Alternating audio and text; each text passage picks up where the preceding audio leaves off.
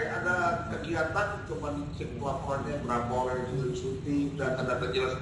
Ini harus pakai aplikasi lah, mudah-mudahan nanti BPKB sudah mempunyai aplikasinya ya, sudah jadi.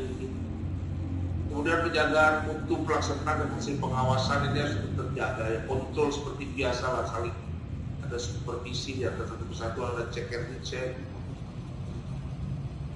Dan apabila ada masalah-masalah yang di kabupaten tidak bisa selesai, tidak ada yang berat, tepat diinformasikan supaya bisa dibawa ke atas selesaikan masalah apabila ketemu hal-hal yang di luar itu. Dan untuk itu kami BPKP sudah menyiapkan helpdesk baik pusat perwakilan ya, termasuk hari Minggu juga buka. Jadi kalau ada apa-apa dibilang sudah dikawal di BPKP. Pada rekomendasi tidak pernah dikerjakan. Ini juga kita semua harus pastikan ya, manajemen akan menindaklanjuti semua saran perbaikan kita, para internal auditor, para pengawas internal. Dan yang kedua, perhatikan juga saran perbaikan ini jangan sampai mengganggu proses atau kecepatan pelaksanaan vaksinasi nantinya. Jangan sampai nanti kita sarankan berhenti menyuntik, waduh, karena ada kekacauan berhenti menyuntik, jangan begitu. Ini harus ada yang high sekarang ini ya. Jadi cara kasih rekomendasi itu juga harus pas. Awasi agar akuntabilitas dari pelaksanaan vaksinasi COVID ini bisa menjadi otoritas kita semua, para internal auditor. Banyak tantangan tentu saja karena ruang lingkupnya luas ya, dan kita belum pernah punya pengalaman tentang ini. Karena COVID memang baru ada tahun kemarin. Yang pertama adalah akses dan kapasitas fasilitas kesehatan. Ini harus benar-benar memadai yang menjadi perhatian kita bersama. Yang kedua adalah proses pendataan dan validitas data. Kita tentu sama-sama mendapat informasi bahwa data yang kita pakai dipakai oleh Menteri Kesehatan sekarang ini adalah data dari KPU. Allah meridhoi apa yang kita lakukan di bangsa dan kita. Demikian, terima kasih. Assalamualaikum warahmatullahi wabarakatuh. Salam sehat semua. Yang telah memberikan arahan sekaligus membuka acara rapat koordinasi teknis pengawasan pelaksanaan vaksinasi hari ini. Bapak Ibu hadirin sekalian yang berbahagia, acara selanjutnya marilah kita ikuti pemaparan. Baik, Bapak Ibu sekalian, izin saya menyampaikan beberapa hal berkaitan dengan pelaksanaan vaksinasi COVID-19. Tadi kita sudah dengar sendiri apa yang disampaikan oleh Bapak KP bahwa pelaksanaan vaksinasi COVID-19 adalah sesuatu hal bagi kita di Indonesia maupun di dunia. Sehingga tentu belum ada yang sempurna dalam hal ini. Izinkan saya sedikit berkait beberapa hal yang sudah dilakukan oleh kita semua untuk apa persiapan pelaksanaan vaksinasi setelah vaksin. Kemudian hal lain bahwa setelah nakes sejumlah 1,4 juta nakes ini diharapkan bisa selesai di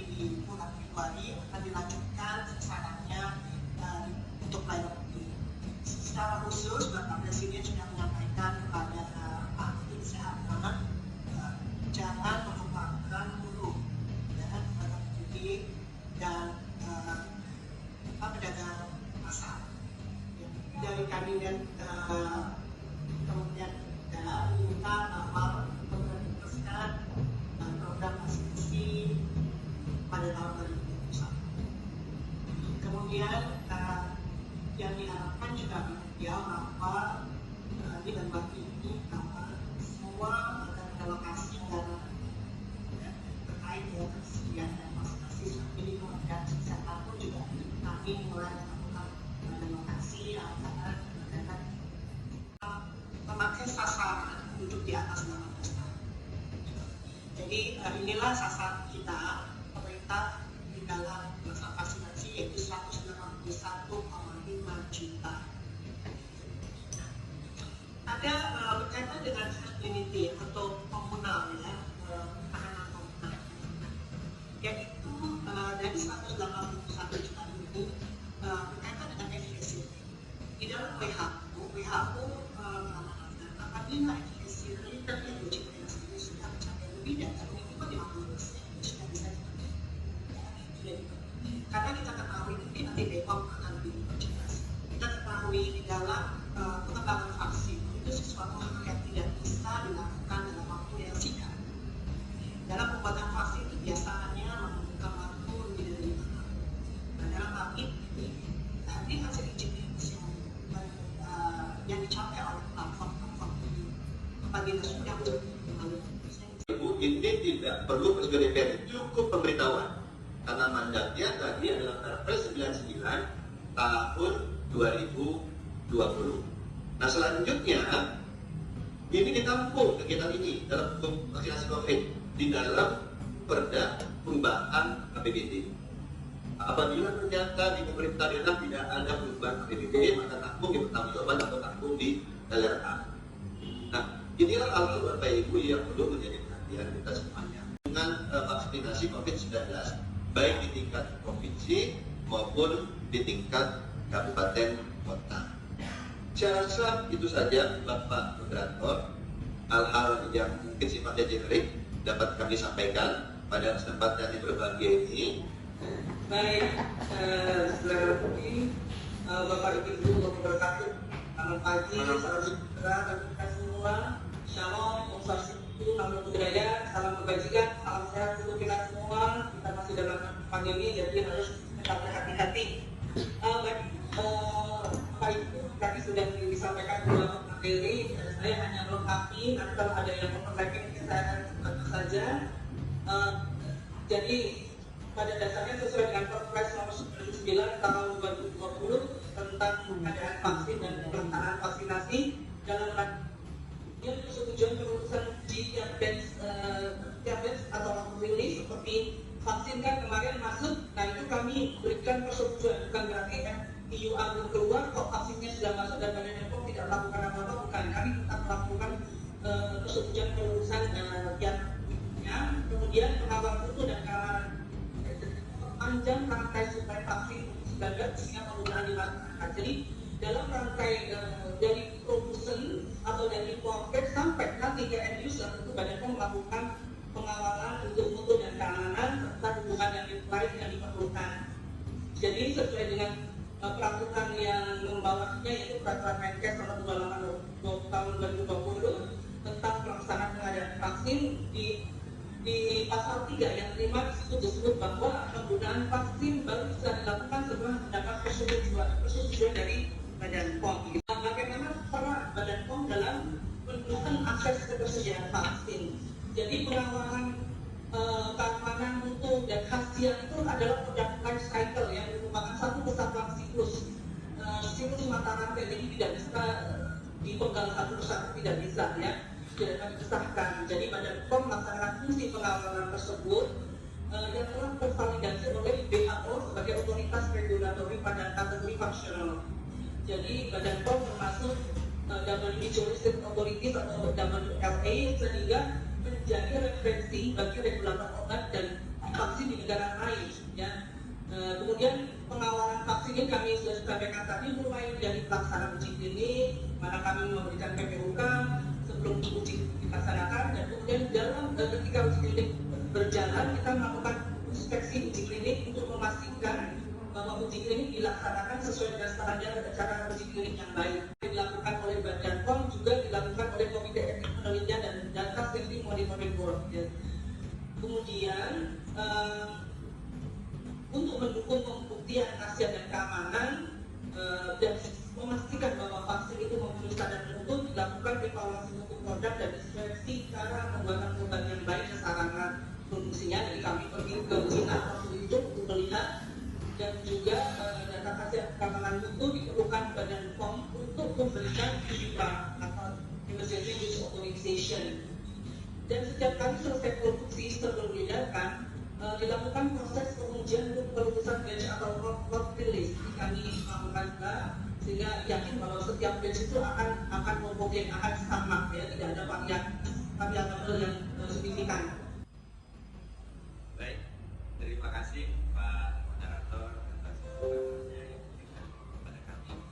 Yang sama-sama kita hormati Bapak Kepala BPKP, Bapak para deputi BPKP, Pak Ibu narasumber, itu sekalian mencermati beberapa arahan dari Pak Kepala BPKP dan Bapak Ibu para narasumber bahwa ini kegiatan yang akan kita lakukan ke depan adalah tugas mulia yang memastikan bahwa pelaksanaan vaksinasi, efektivitas dan akuntabilitas pelaksanaannya dapat berjalan dengan baik. Tentunya tujuan lain adalah efisiensi dan keekonomisan pelaksanaan vaksinasi dapat bisa kita kawal, sehingga artinya tujuan pemerintah memberikan vaksinasi, program vaksinasi kepada seluruh masyarakat bisa berjalan dengan baik. Bapak Ibu sekalian, perlu kami sampaikan terlebih dahulu bahwa kami di BPKP sesuai dengan amanah Perpres 99 tahun 2020 diamanatkan untuk pelaksanaan vaksinasi ini sangatlah dinamis, ya, baik itu dari sisi regulasinya, baik dari sisi pelaksanaannya maupun beberapa strategi yang akan dilakukan oleh pemerintah, baik itu pemerintah pusat maupun pemerintah daerah. Otomatis kita selaku APIP juga perlu untuk melakukan adjustment di lapangan terkait dengan pedoman-pedoman yang ada. Nah, pedoman yang kami susun untuk vaksinasi ini dengan asumsi adalah kondisi terakhir di mana distribusi vaksin dilakukan oleh Bio Farma sampai ke titik serah di Dinas Kesehatan Provinsi, dan selanjutnya Dinas Kesehatan Provinsi melakukan distribusi kembali kepada kabupaten kota. Nah, ini asumsi yang kita pakai. Kita membuat sejarah yang saya rasa perlu kita sukseskan sehingga kita nantinya bisa bercerita lah, ya, mungkin kepada anak cucu kita bahwa di masa Bapak Ibu bertugas pernah melakukan suatu kegiatan kolosal untuk ikut sama-sama menanggulangi bencana non alam nasional. Ini merupakan kebanggaan buat kita bersama.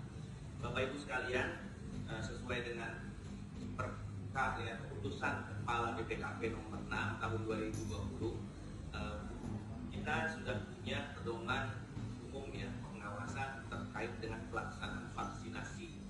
Tentunya seperti saya sampaikan, pedoman ini disusun dengan mempertimbangkan posisi dinamika petunjuk teknis di lapangan yang terakhir. Pedoman pengawasan yang sudah disusun oleh BPKP ini sudah sebetulnya jauh-jauh hari kita siapkan, nantinya akan mencakup pelaksanaan pengawasan pengadaan vaksinnya, dan yang saat ini kita lakukan adalah pengawasan vaksinasinya. Jadi kedua kegiatan ini akan kita lakukan secara paralel, baik itu di BPKP pusat, di Dirjen Kementerian Lembaga, dan di Dirjen TNI, Polri, Irwasum Polri, lalu juga akan dilakukan BPKP perwakilan daerah dan melibatkan seluruh inspektorat provinsi, kabupaten, kota, sebagaimana tadi disampaikan oleh Pak Kepala bahwa ini adalah mungkin hajatan besar memberikan dukungan dengan mengkoordinasikan pemerintah daerah provinsi dan pemerintah daerah kabupaten kota dalam pelaksanaan vaksinasi. Nah, kita ingat Bapak sekalian, ini bukan vaksinnya tapi pelaksanaan vaksinasi. Nah, jadi ada 34 provinsi, kemudian 416 kabupaten, 93 kota, kemudian 7.230 kecamatan, 8.404 kelurahan, 74.943 desa yang menjadi lokus delikti vaksinasi. Maka kita harapkan pimpinan-pimpinan di provinsi sampai ke tingkat desa ini menjadi role model untuk keberhasilan vaksinasi ini. Oleh karena itu, mohon pada para APIP di daerah untuk selalu memberikan informasi kepada pimpinan masing-masing di daerah, termasuk di level desa, agar menjadi role model di dalam pelaksanaan vaksinasi ini, meskipun dalam konteks pengawasan kemudian ada juga pemimpin di sana di Gunung. Hal itu kita kesempatan kepada APIP daerah, meskipun tetap di dalam koridor undang-undangan, untuk melihat ada tidak kemungkinan lain di dalam tata cara pengawasan yang perlu dilakukan di daerah sesuai dengan situasi dan kondisi yang berkembang. Selain dari perencanaan, pelaksanaan, dan sumber daya dan monetnya, ini kita harus selalu proaktif di sana. APIP daerah itu proaktif. Nah, oleh karena itu, kawan-kawan sekalian, untuk suksesnya vaksinasi ini ada 4 hal juga yang perlu kita kawal. Yang pertama, efektivitas pelaksanaannya, kemudian efisiensi penggunaan sumber daya. Nah, tidak kalah pentingnya, hendaknya vaksinasi ini harus bisa juga kita jamin bahwa seluruh warga negara yang memang dari ketentuan dari undang-undangan dari sisi vaksin ini memang punya hak untuk divaksin, kita harus bisa mengawal aspek. Namun impact-nya terhadap hal-hal yang bersifat mandatori itu tetap dapat kita jaga. Kemudian yang kedua, tentunya kita harus mempunyai PKPT itu yang sudah disusun, sudah ditetapkan, bukan barang yang sakral, tapi PKPT dalam situasi pandemi ini harus benar-benar agile, mengikuti dinamika yang ada di lapangan. Jadi kita harus di sini melihat ya, kalau memang PKPT-nya harus kita sesuaikan, ya kita sesuaikan. Kita bekerja bukan hanya untuk kondusif ke PKPT, tapi benar-benar di sini adalah untuk mengawal program pemerintah. Yang prioritas harus menjadi prioritas kita. Kemudian yang ketiga, maka jelas ini diperlukan tambahan anggaran yang tidak sedikit untuk memenuhi kebutuhan vaksinasi tersebut. Nah, sehubungan dengan adanya kebutuhan ini, maka APBN yang sudah ditetapkan ini dilakukan kembali realokasi, refocusing lagi, mengingat bahwa program vaksinasi untuk kesehatan adalah yang paling prioritas untuk tahun 2021 ini.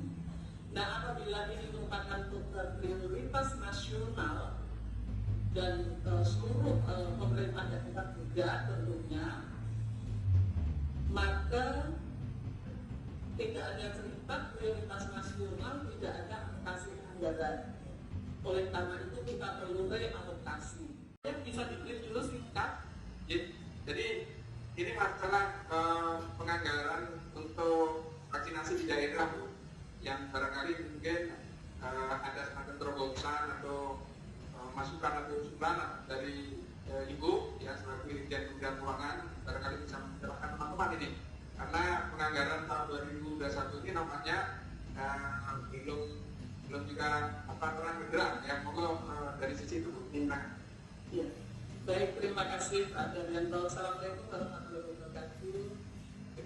Yang kami hormati Bapak-Bapak pimpinan dari BPKP, Bapak Ibu narasumber dan hadirin semuanya, selamat siang. Terkait dengan program vaksinasi, mungkin saya sudah simak dari tadi ada dari Pak Kepala BPKP dan oleh karena itu maka mari kita semua termasuk kami di Kementerian Keuangan, anggaran itu kami realokasi, kami lakukan refocusing untuk penanganan COVID dan PEN ya. Jadi itu yang menjadi program nasional prioritas secara keseluruhan di seluruh wilayah Indonesia. Nah, sehubungan dengan adanya program ini, maka AP harus melakukan beberapa hal. Tadi sudah disampaikan oleh Pak Dirjen Kementerian Dalam Negeri. Ya. Pertama, tentunya kita harus memahami betul ya bagaimana struktur APBD untuk pemerintah pusat ataupun kalau di daerah APBD-nya. Kita harus kita lihat betul apa sih di situ program-programnya. Situasinya pandemi, programnya vaksinasi yang benar-benar harus kita jaga end-to-end, sehingga dari perencanaan di Bappenas, di Kementerian Teknis, kemudian penganggaran, penyaluran anggaran di Kementerian Keuangan, di Kementerian Keuangan kami jaga, gitu ya. Kemudian dari sisi pengadaan dijaga bersama, kemudian proses di Bio Farma dijaga bersama. Kami juga awal termasuk pada saat diterima masuk ke Kepabianan, dijaga Mengan juga terus standby di sana, gitu. Nah kemudian sampai nanti masuk ke provinsi, masuk ke kabupaten kota, sampai ke desa-desa ke vaksinasi. Maka di sini karena mungkin sangat krusial, tentunya kita berharap bahwa aparat pengawasan mengikuti dari awal. Nah, kami bayangkan ini di tahap awal, maka aparat pengawasan kita dan pemerintah daerah juga sudah ngecek sebelum vaksinasi. Apakah sarana prasarana sudah tersedia, kemudian bagaimana rencana distribusinya. Kendaraan ini bisa dipakai sebagai pegangan teman-teman dalam pekerjaan nanti. Sekali lagi terima kasih Pak Dirjen atas paparannya. Monggo kalau mau merapat ke pramuka ditunggu Pak oleh Pak Deputi dan Pak Kepala. Sekali lagi terima kasih. Nanti ada pertanyaan yang barangkali akan muncul akan kita sampaikan secara tertulis saja. Ya. Semua vaksin yang akan disuntikan ke masyarakat, rakyat, ke orang per orang itu harus terjamin keamanan dan efektivitas. Otoritas di Indonesia dilakukan oleh Badan POM dan standarnya sama, prosedur standarnya sama karena itu standar internasional yang dikeluarkan oleh WHO.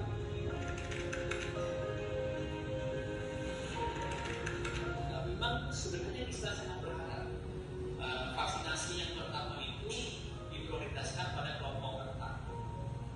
Kelompok rentan ini sekarang tenaga kesehatan yang tertular banyak sekali dan yang gugur itu sudah lebih dari 500 orang, sehingga diprioritaskan mendapatkan vaksin pertama kali ini supaya kekebalan di tubuh tenaga kesehatan terbentuk. Dengan seperti itu maka dia tidak gampang tertular. Ini sangat penting untuk mengurangi kematian pada petugas kesehatan. Bagi kawan-kawan tenaga kesehatan dan masyarakat yang masih ragu, silahkan mencari informasi ke sumber informasi yang benar. Jangan mencari informasi di sosmed yang mungkin sumbernya tidak valid. Carilah ke sumber yang benar. Tanyalah ke dokter-dokter ahli yang memang mengetahui tentang informasi. Memberikan materi-materi yang sangat penting untuk kita semua dalam rangka digital kawasan pelaksanaan vaksinasi ini, yaitu kepada Bapak Dirjen Kementerian Dalam Negeri, Dr. Upah Kapolda Simanjuntak, kemudian juga Bapak Dirjen Bina Keuangan Daerah, Bapak Dr. Muhammad Nabian, Ibu Irtama BPOM, Ibu Maya, dan juga Ibu Dirjen Kementerian Kesehatan, Ibu Dr. Kami, serta tadi tambahan dari Ibu Dirjen Kementerian Keuangan, Ibu Sumiati, maupun dari Ibu Dirjen Ibu Pak Dodi.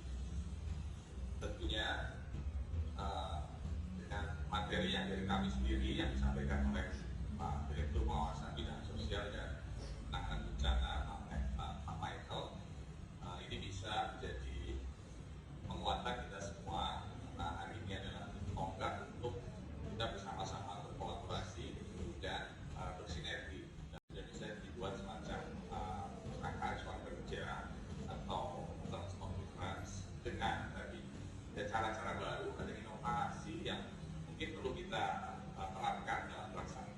Misalnya, sebagaimana tadi disampaikan oleh Ibu Dirjen MKU, mungkin tidak harus selalu hadir di lapangan, tapi kalau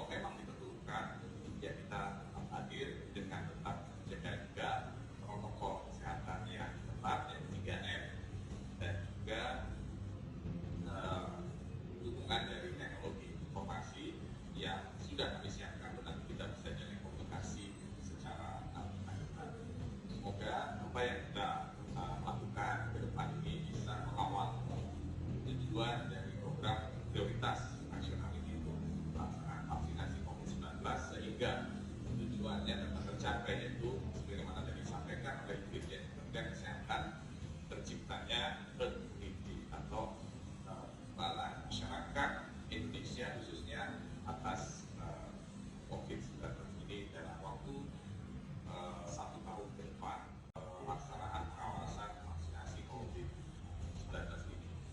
Kepada para peserta, kami juga ucapkan terima kasih sudah mengikuti dengan penuh antusias. Tadi sempat sampai 700 lebih ya pesertanya dan masih bertahan sampai dengan saat ini lebih dari 500 peserta.